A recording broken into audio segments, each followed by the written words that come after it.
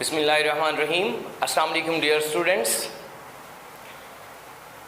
Students. आज का जो हमारा टॉपिक है वो है डी ब्रॉय हाइपोथेसिस। स्टूडेंट्स, ये वो टॉपिक है जिसने साइंटिस्ट कम्युनिटी को हैरान करके रख दिया। इसकी इंटरेस्टिंग स्टोरी है जो पहले मैं आपको बताता हूं कि फ्रांस के एक एक्सपेरिमेंटल फिजिसिस्ट थे जिनका नाम था मॉरिस डी ब्रॉय। जब इससे प्रीवियस टॉपिक हमने जो पढ़ा कॉम्पटन इफेक्ट वाला, जब कॉम्पटन ने अपना एक्सपेरिमेंट पेश किया तो जो मॉरिस डी ब्रॉय थे वो एक्सपेरिमेंटल फिजिसिस्ट थे। जैसा मैंने कहा, उस दिन जब ये एक्सपेरिमेंट किया गया कॉम्पटन इफेक्ट वाला, तो जब वो घर वापस आए तो उन्होंने अपने छोटे भाई से डिस्कस किया। अमूमन वो अपने छोटे भाई से ये डिस्कस किया करते थे फिजिक्स के एक्सपेरिमेंटल टेक्निक्स वगैरह के बारे में कि आज हमने ये एक्सपेरिमेंट परफॉर्म किया, आज हमने ये एक्सपेरिमेंट परफॉर्म किया, ऐसा समझे कि उनको स्टोरी सुनाया करते थे। इवन जब कभी मॉरिस डी ब्रॉय घर अगर लेट आते थे तो उनके जो छोटे भाई थे, अभी मैं उनका नाम बताता हूं, जिनका नाम था लुई विक्टर डी ब्रॉय, वो इंतजार करते थे कि कब उनके बड़े भाई आएंगे मॉरिस डी ब्रॉय और उनको हिस्ट्री बताएंगे कि आज उन्होंने क्या किया। माय डियर स्टूडेंट्स, वो जो छोटे भाई थे लुई विक्टर डी ब्रॉय इस कदर मुतासिर हुए कि वो असल में हिस्ट्री के स्टूडेंट थे, तो उन्होंने अपना हिस्ट्री का जो सिलेबस था वो छोड़ के फिजिक्स के अंदर एडमिशन ले लिया। अब 1924 के अंदर उन्होंने अपने पीएचडी के थीसिस के अंदर ये टॉपिक परफॉर्म किया था। उनके थीसिस का जो प्रोजेक्ट था वो ये टॉपिक था जिसको हम आजकल डी ब्रॉय हाइपोथेसिस के नाम से जानते हैं। तो उन्होंने क्या कहा था इस टॉपिक के अंदर माय डियर स्टूडेंट्स? उन्होंने ये कहा था कि कॉम्पटन साहब ये कह रहे हैं कि आपकी जितने भी रेडिएशंस हैं, जितनी भी वेव है, वो पार्टिकल नेचर रखती हैं। अगर वो पार्टिकल नेचर रखती हैं तो पार्टिकल को भी वेव नेचर होना चाहिए। स्टार्ट में किसी ने तवज्जो नहीं दी, लेकिन अल्बर्ट आइंस्टाइन ने साइंटिस्ट कम्युनिटी से यह कहा कि इनकी बात में दम है, आपको सोचना चाहिए। फिर साइंटिस्ट कम्युनिटी ने जो है इस जो हमारा पेपर था डी ब्रॉय हाइपोथेसिस, इस पे काम करना स्टार्ट किया। जैसा कि मैंने कहा, डी ब्रॉय ने कहा, जैसा कि मैं हूं, आप हैं, we know we are the particles. उन्होंने ये कहा कि अगर हम पार्टिकल हैं तो हमें वेव नेचर होना चाहिए। तो माय डियर स्टूडेंट्स, ये प्रूफ हुआ। डेविसन और जर्मन ने एक्सपेरिमेंटल प्रूफ दिया कि ये बंदा वाकई सही कह रहा है। क्योंकि पहले हम ये जानते हैं कि साइंटिस्ट कम्युनिटी के अंदर ये है कि अगर कोई थ्योरी जिसका कोई एक्सपेरिमेंटल प्रूफ ना हो तो वो स्टेबल थ्योरी नहीं मानी जाती। बाद में 5 साल के बाद ये जो लुई विक्टर डी ब्रॉय थे, इनको एक्सपेरिमेंट से नवाजा गया। तो अब क्लियर हुआ माय डियर स्टूडेंट्स कि ये छोटे भाई का टॉपिक था, ये जो मॉरिस डी ब्रॉय थे उनका टॉपिक नहीं था, बल्कि ये जो उनके छोटे भाई लुई विक्टर डी ब्रॉय थे ये उनका टॉपिक था। तो अब हम अपना टॉपिक जो है वो स्टार्ट करते हैं। जैसा कि माय डियर स्टूडेंट्स हम जानते हैं, एज वी नो दैट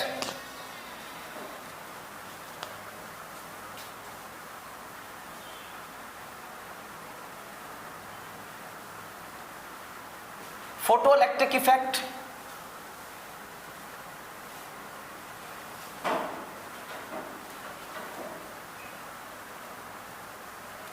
इसी तरह कॉम्पटन इफेक्ट,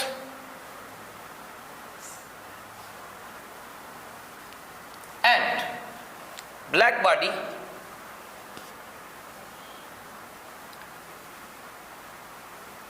रेडिएशन।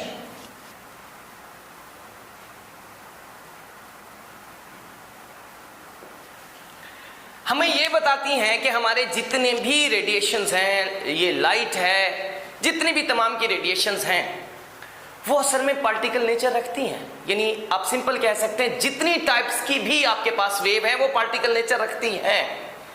तो डियर स्टूडेंट्स, फिर अगर हम जैसे समझ रहे हैं कि लाइट हमारे पास एक वेव है, तो अगर उस वेव के एक पार्टिकल को हम ले लें जिसका नाम है मोमेंटम, सॉरी जिसका नाम है फोटॉन, तो हम कहते हैं वो फोटॉन जो है वो मोमेंटम रखता है।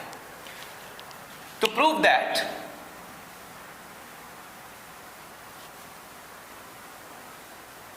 द रेडिएशंस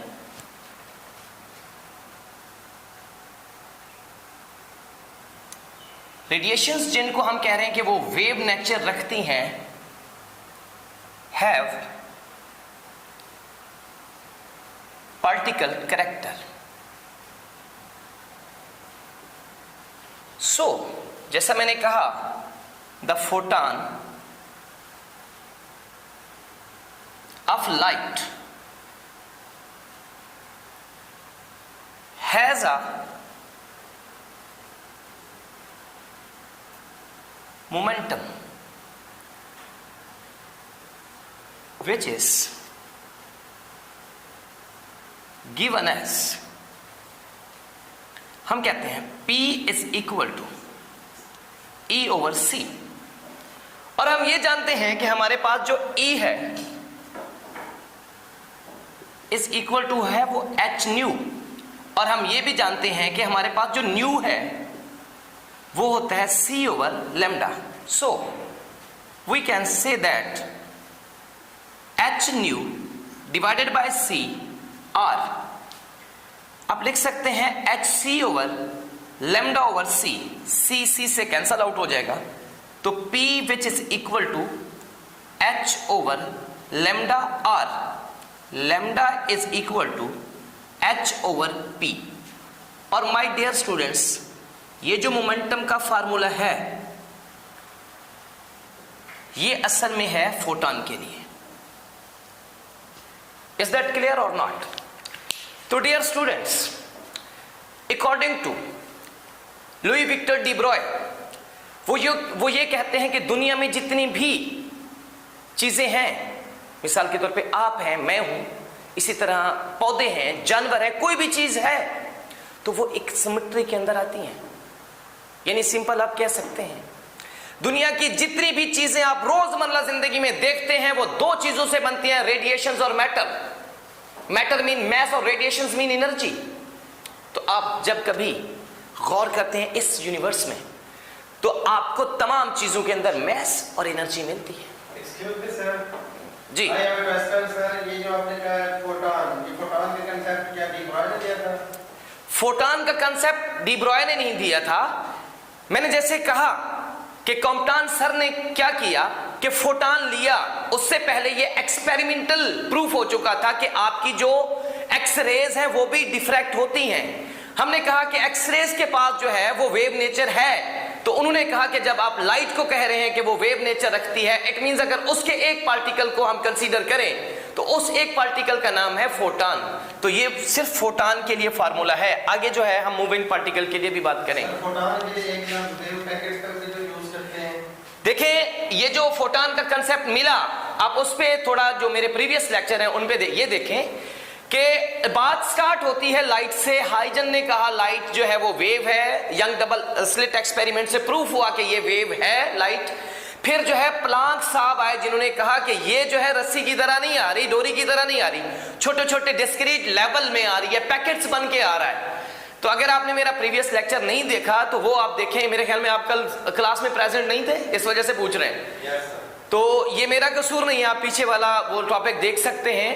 अब ये जो है फोटॉन का कंसेप्ट कहां से मिला, आपका सवाल है और आपको जवाब देना मेरा काम है। तो डियर स्टूडेंट्स, है ऐसा कि प्लांक साहब ने कहा कि ये पैकेट्स ऑफ वेव हैं, अगर उनको आप सम अप करें तो वो जो है वो क्वांटम बनता है, इसी तरह क्वांटा बनता है। तो उस वजह से फिर जो है हमारे जो अल्बर्ट आइंस्टाइन हैं उन्होंने कहा था कि ये जो पैकेट ऑफ वेव है ये फोटॉन है। तो इस वजह से वहां से हमें ये कंसेप्ट मिला है फोटॉन का। तो माय डियर स्टूडेंट्स, खासतौर पे एफएससी के अंदर इस साल मैं आपको इंफॉर्मेशन देता चलूं, थोड़ा सा टॉपिक से हट गया है। तो जो एफएससी वाले स्टूडेंट्स मेरा लेक्चर सुन रहे हैं, ये फोटॉन, जो एमडी कैट वाले स्टूडेंट्स हैं, फोटॉन का टॉपिक उनके अंदर है। फोटॉन में माय डियर स्टूडेंट्स क्या आता है? फोटोइलेक्ट्रिक इफेक्ट आता है, इसी तरह आपके पास पेयर प्रोडक्शन भी आते हैं और कॉम्पटन इफेक्ट भी आता है। Come on to the point my dear students. अब जैसा कि मैंने कहा कि according to Victor de Broglie,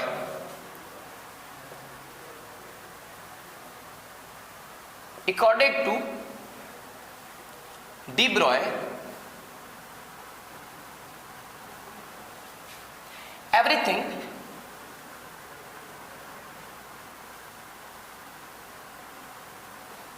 in this universe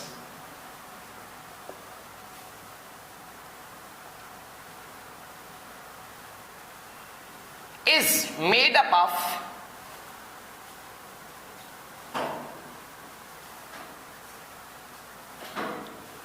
radiations and mass. So, if waves have particle character,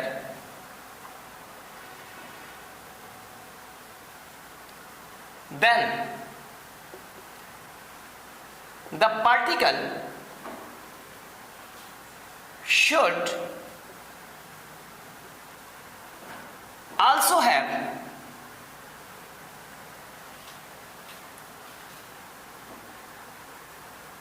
wave character.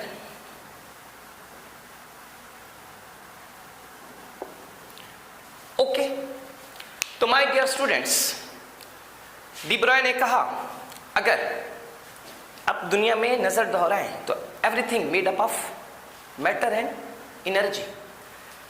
सो अगर हम कहते हैं जी सर, आपने लिखा है according to de Broglie everything in this universe is made up of radiation and matter. तो everything जो यूनिवर्स में है हमारे मुताबिक हम कहते हैं वो मैटर है. मैटर से समझ आती है कि उसका कोई ना कोई मैस होगा.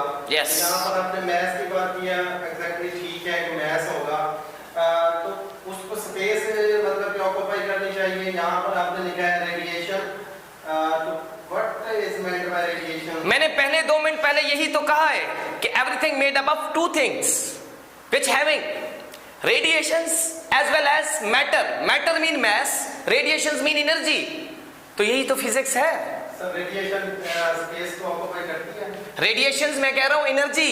तो फिर आप कह सकते हैं कि आइंस्टाइन ने जो कहा E = mc², वो भी गलत है. ऐसा नहीं कह सकते कि सम टाइम हम कह सकते हैं कि एनर्जी मैस में और मैस एनर्जी में कन्वर्ट हो सकता है. यही तो हमें इक्वेशन इंस्ट्रक्शंस दे रही है. तो माय डियर स्टूडेंट्स, अगर हम ये देखें कि अगर हमारे पास वेव जो है वो पार्टिकल कैरेक्टर रखती है तो अकॉर्डिंग टू डी ब्रॉय तो पार्टिकल को भी वेव कैरेक्टर होना चाहिए. तो हमारे पास ये जो फार्मूला है अभी हमने जो निकाला, फिर हम कहते हैं कि यही जो फार्मूला है ये तमाम पार्टिकल्स के लिए एप्लीकेबल होना चाहिए. So lambda which is equal to H/P is the general formula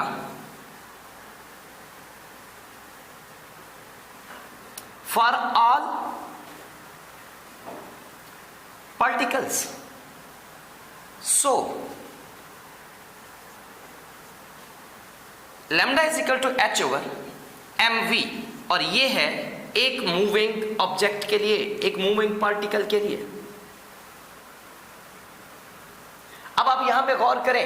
hello mister, अब आप यहां पे गौर करें. आप जब डेली लाइफ की बात करते हैं तो आपको हैवी ऑब्जेक्ट्स मिलते हैं. Yes sir. जबकि आप सब एटॉमिक बात करते हैं, सब एटॉमिक पार्टिकल के लिए, तो आप ये फार्मूला यूज कर सकते हैं. इसकी इजाजत नहीं है. क्यों? मैंने जैसे कहा कि अगर आप डेली लाइफ की बात करते हैं तो उसमें आपको हैवी ऑब्जेक्ट्स मिलते हैं. हैवी ऑब्जेक्ट्स का मतलब उनके मैसेज बहुत ज्यादा है. यस. अगर मैस बहुत ज्यादा है, अगर हम डी ब्रॉय सर की बात ये मान लें, अब आपने तवज्जो करना है, अगर हम उनकी बात मान लें और heavy objects like you and me, sir इससे तो साबित हो रहा है कि इनवर्स रिलेशन है कि वेवलेंथ कम होगी, मैस ज्यादा होगा. वही तो कह रहा हूं. अगर आपके पास मैस बहुत ज्यादा है लाइक यू एंड मी, तो हमारी वेवलेंथ बहुत कम होगी. इतना कम होगी कि कोई आपके पास ऐसा इंस्ट्रूमेंट नहीं है जो आपको मेजर करके दे कि आपकी वेवलेंथ कितना है. That's why sometime I was saying कि we have a just particle nature. ये इस पे रिसर्च अभी जारी है और करेंगे. तो वेक्टर डी ब्रॉय का भी तो सर ये कंसेप्ट था ना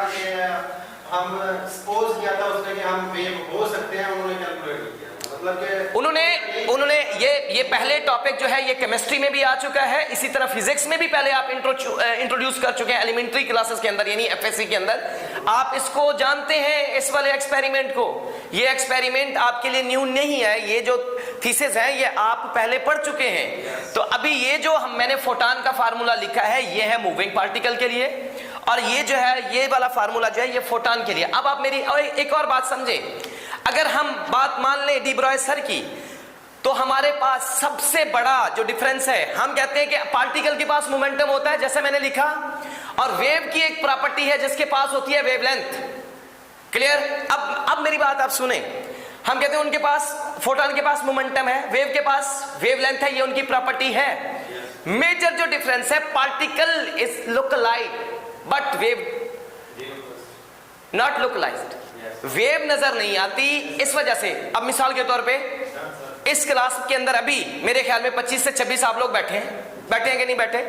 एमएससी लेवल की बात कर रहे हैं, मास्टर लेवल की बात कर रहे हैं। अब जो है 25 से 26 लोग बैठे हैं, अगर मिसाल के तौर पे 2-4 लोग और आ जाएं, 50 बन जाए, 26 की बजाय 50 या 100 बन जाए, 1 लाख और स्टूडेंट्स इस रूम में भर दें, तो अभी मैं आपसे पूछता हूं, आपकी एक इंडिविजुअल क्या है, आइडेंटिटी है। जब वो सारे लोग 1 लाख स्टूडेंट और भर लो तो आपकी आइडेंटिटी खो जाएगी कि नहीं खो जाएगी? इंडिविजुअली खो जाएगी। मिसाल के तौर पे आप मुझे आप बात कंप्लीट करने दें। अब जैसा कि हम कह रहे हैं, जैसा ये लाइट है 7 वेवलेंथ रखती है कि नहीं रखती? अब जैसा कि लाइट आ रही है, मेरी आवाज भी उसमें मिक्सअप हो गई, आप भी बोले मिक्सअप हो जाएगी। यानी वेव एक दूसरे को या तो कैंसल आउट करती है या सपोर्ट करती रहती है। ऐसा है कि नहीं है? आप समझते हैं सारे।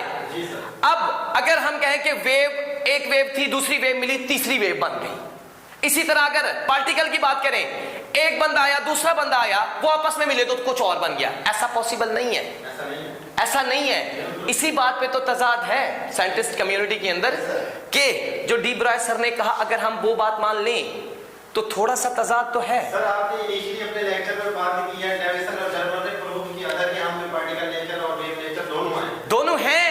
तो कैसे, मतलब कि उन्होंने कैसे वेवलेंथ को कैलकुलेट किया था? तो माय डियर स्टूडेंट, आप मेरी बातों पे गौर नहीं कर रहे हैं। पहले मैंने कहा कि जो फास्ट मूविंग पार्टिकल्स हैं वो उनके साथ वेव है, ये डी ब्रॉय साहब कह रहे हैं।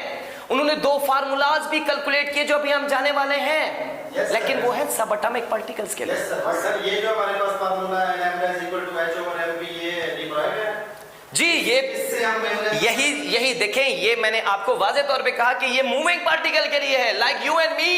कार हो गई, बस हो गई, ट्रक हो गया, आप रॉकेट की बात कर रहे हैं, हैवी ऑब्जेक्ट्स के लिए। बिकॉज़ क्वेश्चन ये है कि क्या हम इससे सपोज जैसे हमारे पास सब एटॉमिक पार्टिकल है, इलेक्ट्रॉन, उससे इसकी वेवलेंथ भी कैलकुलेट कर सकते हैं? इलेक्ट्रॉन के लिए भी फार्मूला आने वाला है, हमारा पर्पस भी यही है। दोबारा सुने, ये सब एटॉमिक पार्टिकल्स ही डिस्कस हो रहे हैं सारे। अगर आप अपने आप को कंसीडर करें, मुझे कंसीडर करें, कार को कंसीडर करें, रॉकेट को कंसीडर करें, तो हम यहाँ पे फंसेंगे। सर क्या हम पार्टिकल हैं? हम तो पार्टिकल हैं, पार्टिकल तो डेफिनेटली हैं। हम वेव भी एसोसिएट रखते हैं, मैं ये नहीं कह रहा कि हम वेव नहीं रखते, लेकिन अगर खुदा ना खास्ता अगर ऐसा पॉसिबल है, आइंस्टाइन साहब की बात करता हूं, E = mc², अगर उसकी बात मान ले कि वो भी ठीक कह रहे हैं, अब इतनी फास्ट मूविंग स्पेसशिप ले आए, उसके अंदर मुझे बिठाएं, E = mc², वो कहते हैं कि आपका मैस कन्वर्टेबल है, एनर्जी में एनर्जी कन्वर्टेबल है मैस में। अगर एक फास्ट मूविंग ले आए स्पेसशिप, उसके अंदर मुझे डाल दें, मेरा मैस है 60 kg 70 kg व्हाटएवर जो भी है, आप उसके अंदर मुझे बिठाएं, क्या आप गारंटी देते हैं कि कुछ देर के बाद जब मैं वापस आऊंगा तो उसी हालत में आऊंगा जिस तरह आपने मुझे भेजा था? अगर मैं वापस आऊं तो ये इक्वेशन सही है, अदरवाइज ये इक्वेशन भी गलत है। Yes, sir. फिर इस बात को मानते हैं? Yes, sir. Thank you. Sir आपका कहना ये है कि लोवेस्ट लेक्चर डी ब्रॉय साहब ने जो बात की है वो... मैं उनको मानता हूं, उन्होंने बहुत अच्छा थीसिस पेश किया, मैं ये नहीं कह रहा कि वो गलत हैं। दोबारा मेरी बात सुने, वो खुद कहते हैं कि जो भी फास्ट मूविंग इलेक्ट्रॉन पार्टिकल्स हैं उनके साथ वेव बहुत जुड़ी हुई है। इसी चीज को तो हम, उन्होंने जो कहा वो प्रूफ करने जा रहे हैं। अभी जैसा कि मैंने कहा, lambda = h/mv into a moving particle. अब माय डियर स्टूडेंट्स, अब आपने तवज्जो करनी है। नेक्स्ट, अब हम कहते हैं कि ये तो 2 हमारे पास आ गए, ओके।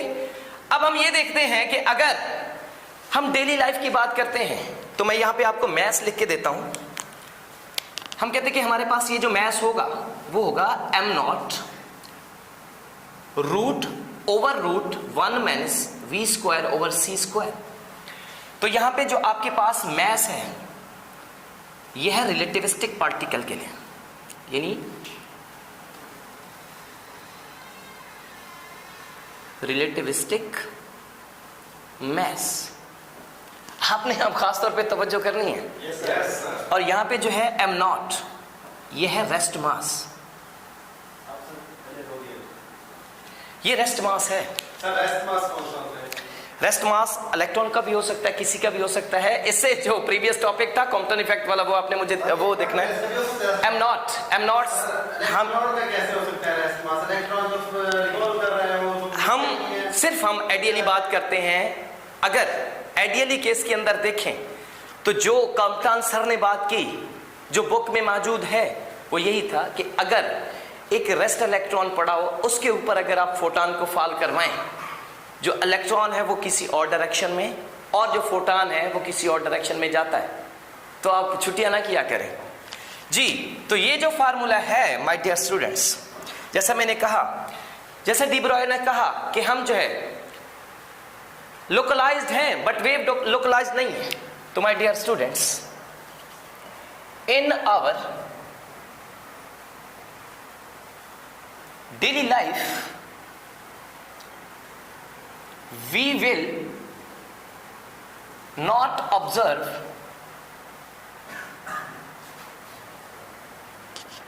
हम ये ऑब्जर्व नहीं कर सकते।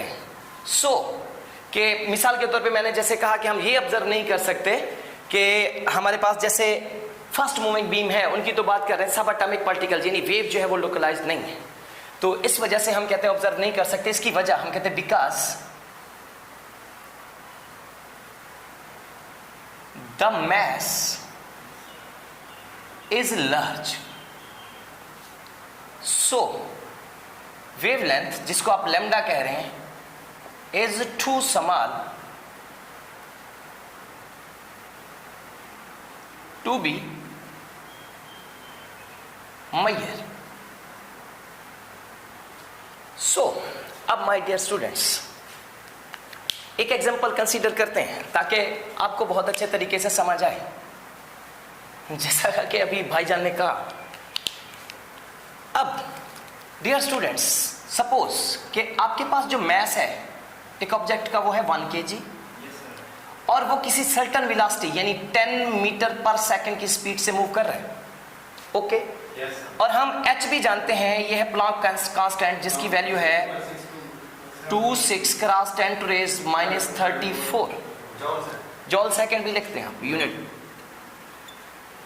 अब अगर यही फार्मूला अप्लाई करें माय डियर स्टूडेंट्स और कहा जाए कि ये आपके पास ऑब्जेक्ट है, इसका आप वेवलेंथ निकालें, तो जानते हैं h ओवर, अभी जैसा हमने निकाला, अभी हमारे पास क्या था, mv की बात मैं कर रहा हूं, तो इसके अंदर ये सारी चीजें अगर पुट कर दें, h mean 6.626 cross 10 to raise power -34 divided by 1 cross 10, तो ये जो आंसर आता है माय डियर स्टूडेंट्स, ये आता है 6.626 cross 10 to raise -35 metres.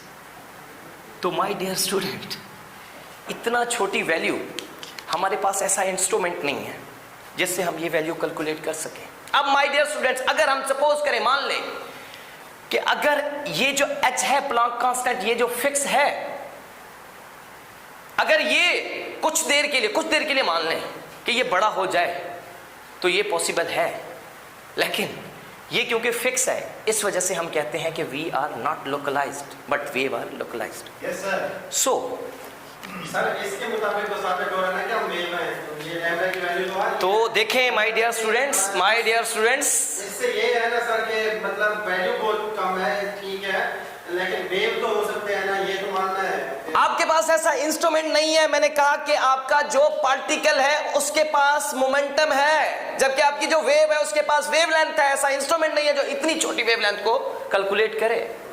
Yes sir. तो आप जो है आई रिक्वेस्टेड कि आप प्रेजेंट बैठा करें। मेरे ख्याल में आप कहीं और है, इस वजह से बार बार ये सवाल कर रहे हैं जी। My dear students, next,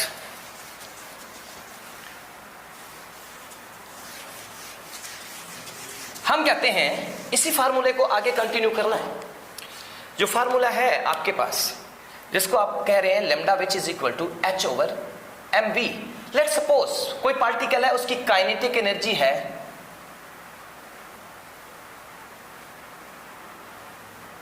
E और वो है हाफ एम वी स्क्वायर, यानी E is equal to half M V square.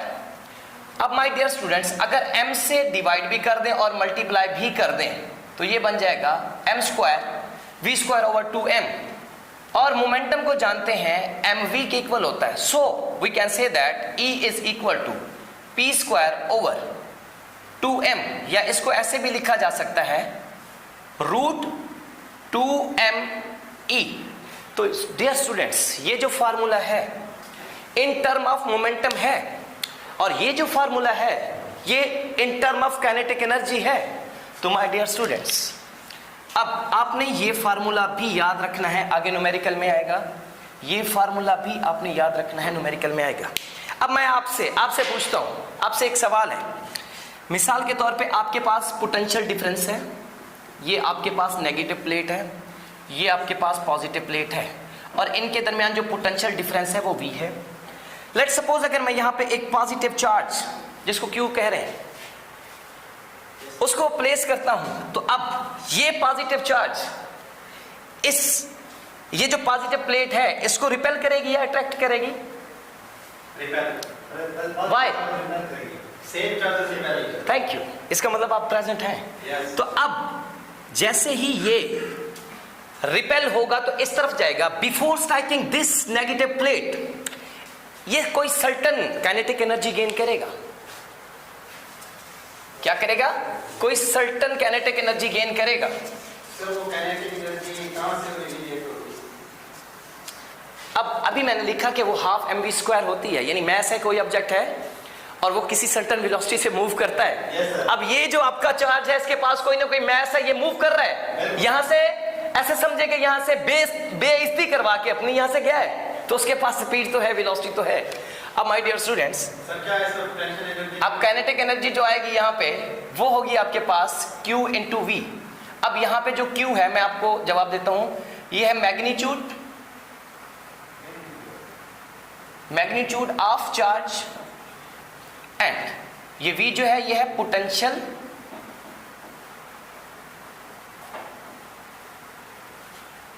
Difference. सो इस वाली वैल्यू को आप इसके अंदर प्लेस करें तो आपके पास बन जाएगा P which is equal to, इस चीज के अंदर अगर आप रखना चाह रहे हैं तो आपके पास जो वैल्यू होगी ये आएगी 2m, E की जगह पे आप Q इंटू वी प्लेस कर देंगे। अब माय डियर स्टूडेंट्स, इस फार्मूले पे आ जाए, lambda which is equal to h over, ये मोमेंटम है, ये भी मोमेंटम है, तो हम यहां पे ये वैल्यू प्लेस करेंगे, यानी root 2m Q into we. अब मान लें सपोज ये सब एटॉमिक पार्टिकल है F, अगर हमारे पास ये इलेक्ट्रॉन हो, यानी ये जो आप चार्ज पार्टिकल Q कह रहे हैं, अगर ये इलेक्ट्रॉन हो तो डियर स्टूडेंट, इलेक्ट्रॉन के ऊपर जो चार्ज होता है 1.6 cross 10 to raise minus 19 coulomb होता है।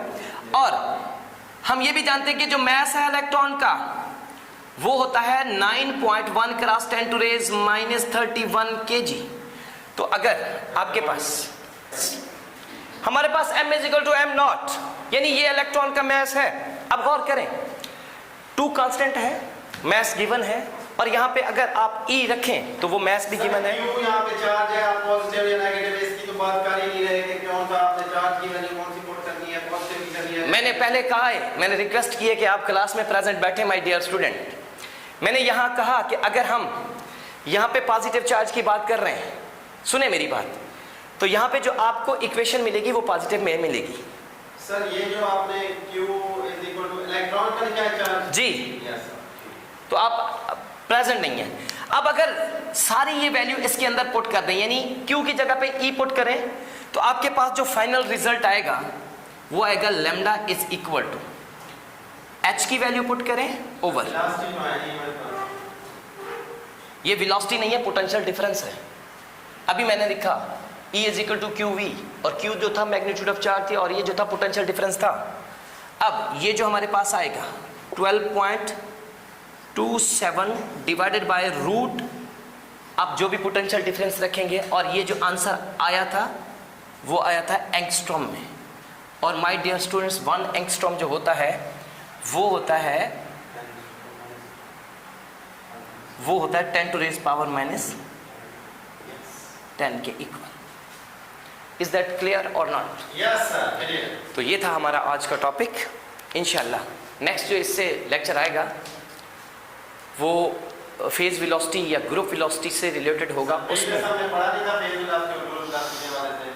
वो मैंने वैसे आपको इंट्रो दिया था, अभी लेक्चर उसका होना है, वैसे मैंने इंट्रो दिया था इंशाल्लाह। आपने डेली लाइफ एग्जांपल भी दी थी कि हमारे पास एक वो मैंने वैसे आपको किया था। अभी जो है उसका पूरा टॉपिक रहता है। इंशाल्लाह नेक्स्ट हम जल्द हाजिर होंगे। अल्लाह हाफिज़।